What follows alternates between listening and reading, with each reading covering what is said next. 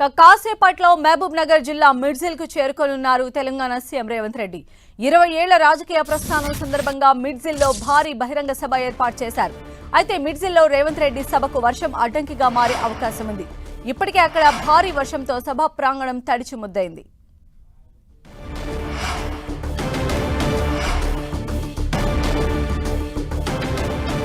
మరి కాసేపట్లోనే సీఎం రేవంత్ రెడ్డి మహబూబ్ నగర్ లో ఉన్న మిడ్జిల్ కు చేరుకోబోతూ ఉన్నారు. 20 ఏళ్ల రాజకీయ ప్రస్థానం సందర్భంగా మిడ్జిల్లో భారీ బహిరంగ సభను ఏర్పాటు చేశారు. అయితే ప్రెజెంట్ మిడ్జిల్లో వర్షం అక్కడ కురవడంతో ఈ సభకు సంబంధించి అడ్డంకిగా మారే అవకాశం కనిపిస్తోంది. ఇప్పటికే భారీ వర్షంతో సభా ప్రాంగణం మొత్తం తడిచి ముద్దైంది. మరి ఈ నేపథ్యంలో ఇక్కడ సభ ఎప్పుడు ప్రారంభం చేస్తారు, సభా ప్రాంగణం మొత్తం తడిచిన నేపథ్యంలో ప్రజలు లేకపోతే సీఎం రేవంత్ రెడ్డి అక్కడికి ఏ టైంలో చేరుకుంటారు అనేది అయితే వేచి చూడాలి. ప్రజెంట్ అయితే 20 సంవత్సరాల రాజకీయ ప్రస్థానానికి గుర్తుగా ఆయన మిడ్జిల్ కు చేరుకోబోతూ ఉన్నారు. ఇక్కడ బహిరంగ సభను ఏర్పాటు చేశారు. మరిన్ని అప్డేట్స్ మా ప్రతినిధి తిరుపచారి అందిస్తారు. తిరుపచారి. సంధ్య, ఈరోజు ముఖ్యమంత్రి రేవంత్ రెడ్డి 2006 జూలై 4వ తేదీన తాను జెడ్పీటీసీగా రాజకీయ అరంగేట్రం చేసిన రోజుగా మొత్తానికి 2 దశాబ్దాలు పూర్తయిన నేపథ్యంలో ఒకవైపు ముఖ్యమంత్రి రేవంత్ రెడ్డి ఈ రోజును ప్రత్యేకంగా గుర్తుంచుకొని ఏదైతే తాను జెడ్పీటీసీగా రాజకీయ ప్రస్థానం మొదలైందో అక్కడ ప్రజలకు కృతజ్ఞతలు తెలిపేందుకు ఆయనే ఈరోజు ఉమ్మడి మహబూబ్ నగర్ జిల్లా పర్యటనకు బయలుదేరి వెళ్ళారు.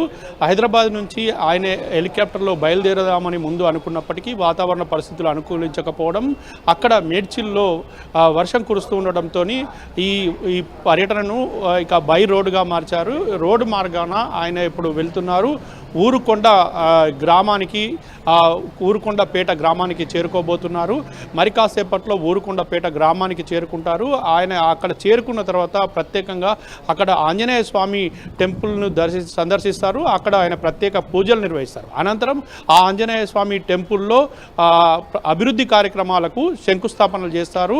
ఇక శంకుస్థాపనలు చేసిన తర్వాత అయితే మధ్యాహ్న భోజనము అక్కడ లోకల్ స్థానికుల నాయకులు అక్కడ పెద్దలతో చేయాలని భావించినప్పటికీ ఈ వర్ష కారణంగా వాతావరణం అనుకూలించకపోవడంతో ఈ ఆలస్యం జరగడంతో ఇక భోజన కార్యక్రమం లేకుండా అక్కడి నేతలతో స్థానిక ప్రజలతో మాటామంతి కార్యక్రమం ఉంటుంది. ఆ కార్యక్రమం అనంతరం అక్కడి నుంచి మిడ్జిల్ బయలుదేరి వెళ్తారు. మిడ్జిల్ బయలుదేరి వెళ్ళిన తర్వాత అక్కడ మిడ్జిల్లో చౌరస్తాలో ప్రత్యేకంగా అంబేద్కర్ అదేవిధంగా గోపాల్ రెడ్డి విగ్రహాలను ఆవిష్కరించి అక్కడి నుండి సభా ప్రాంగణానికి చేరుకుంటారు. అయితే మిడ్జిల్లో ప్రత్యేకంగా సభా ప్రాంగణం ఏర్పాటు చేశారు. ఈ సందర్భంగా ఆయన సభా ప్రాంగణం దగ్గర నుంచే ఆ మిడ్జిల్ అభివృద్ధికి సంబంధించిన కార్యక్రమాలు ఏదైతున్నాయో వాటన్నిటికీ శంకుస్థాపన చేస్తారు. అయితే మిడ్జిల్లో ఇప్పుడు వర్షం కురవడం అక్కడ మొత్తానికి సభా వేదిక ప్రాంగణం అంతా కొంత గందరగోళ స్థితిలో ఉంది. అయినప్పటికీ సభ కోసం ప్రత్యేకంగా టెంట్స్ ఏర్పాటు చేశారు. సభకు ఎలాంటి అవాంతరాలు జరగకుండా ఏర్పాటు చేసినప్పటికీ వర్షం పడ్డప్పటికీ ఆ సభ ప్రాంగణంలో మాత్రం పూర్తిగా అంటే ఇండోర్గా ఏర్పాటు చేశారు కాబట్టి అందులో అక్కడ వెళ్ళి ముఖ్యమంత్రి ప్రసంగిస్తారు. ఇప్పటికే ఒకవైపు దాని కృతజ్ఞతా భావంతో జెడ్పీటీసీగా ప్రారంభమై తన ప్రస్థానం ముఖ్యమంత్రి వరకు చేరడం అక్కడి ప్రజల ఆశీర్వాదంతోనే మొదలైందనే భావనతో ముఖ్యమంత్రి ఉన్నారు. ఇందుకు అనుగుణంగానే ఆయన ప్రత్యేకంగా ఎక్స్ వేదికగా పోస్ట్ చేశారు. ఇక్కడి ప్రజల రుణం తీర్చుకుంటానంటూ కూడా ఆయన భావోద్వేగమైన ఒక పోస్ట్ పెట్టారు. అదేవిధంగా తన రాజకీయానికి ఇది ఒక ప్రస్థానంగా చేస్తూ ఆయన పెట్టారు కాబట్టి ఇక మిడ్జిల్ సభలో కూడా ఆయన పాల్గొని మహబూబ్ నగర్ ప్రజలకు ఉద్దేశించి అదేవిధంగా రాష్ట్ర ప్రజలను ఉద్దేశించి ప్రసంగిస్తారు. సంధ్య. రైట్ తిరుపచారి.